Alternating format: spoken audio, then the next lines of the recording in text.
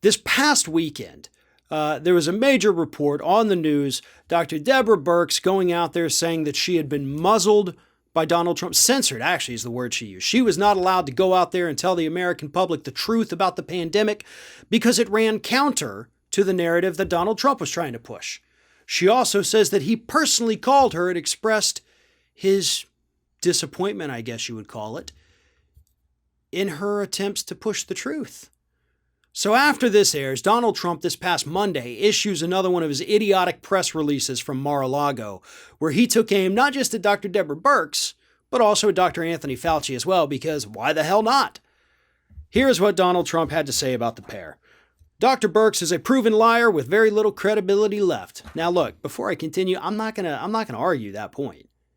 Deborah Birx, in spite of her attempt to redeem herself in this interview this past weekend, she still went along with Donald Trump's lies, and she pushed many of them herself. So it is kind of funny for him to say she's a liar with no credibility. It's like the only reason she destroyed her credibility is because she parroted what you said. So that's kind of a hilarious cell phone there for you, Trump. He continues, many of her recommendations were viewed as pseudoscience, and Dr. Fauci would always talk negatively about her and, in fact, would ask not to be in the same room with her. The states who followed her lead, like California, had worse outcomes on COVID and ruined the lives of countless children because they couldn't go to school.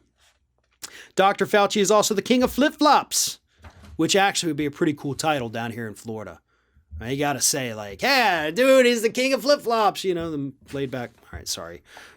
Dr. Fauci is also the king of flip-flops and moving the goalpost to make himself look as good as possible. He fought me so hard because he wanted to keep our country open to countries like China. I closed it against his strong recommendation, which saved many lives.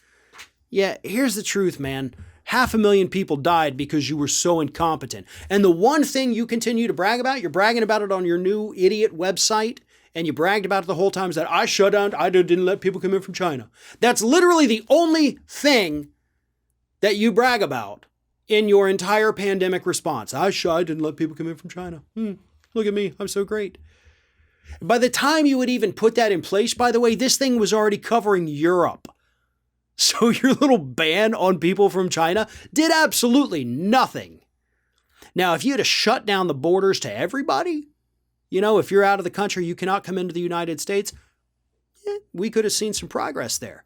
And of course, it wouldn't have been as ridiculously racist as your China ban. But it wasn't about actually protecting America. It was about feeding that racism. That's what you did there. And then, of course, after that, you did nothing.